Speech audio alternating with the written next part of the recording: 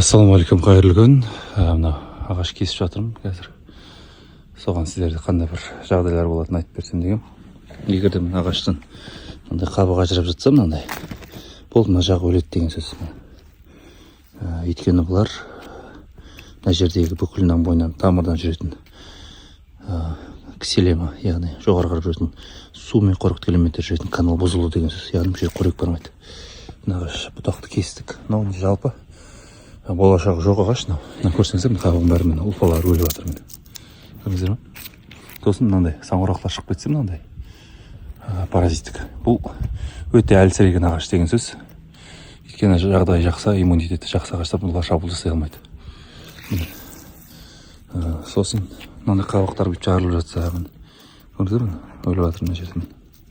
Қабығын қоңыр болды, мына жер ұлпалары өлді деген сөз. Мұндай ағаштар болатын болса, жалпы бұны орнына ауыстыру дайын дей беріңіздер. Мына жерде сондай мен қабығын астын ашып көрсеңіз, қоңыр көріңіз, өлім.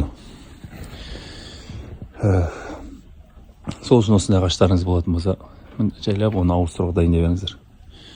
Мүмкін болса кесіпсаңыз, орнына жақсы көшет отырасыңыз. Бекерге уақыт кетірмей, өйткені бұны болашақ жоқ, бәрі өледі мылар.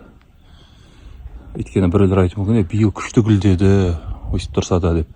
Бірақ ол шынымен сондай болуы мүмкін. Өйткені бұлар тірі организм арғазы болғандықтан өлетінен алдын барынша ұрпақ қалуға тырысады, бүкіл энергиясын, бүкіл күшін соған жұмсап. Сол үшін көп гүлдеп көп өнім салуы мүмкін өлерінен алдын. Оған алданып қалмаңыздар.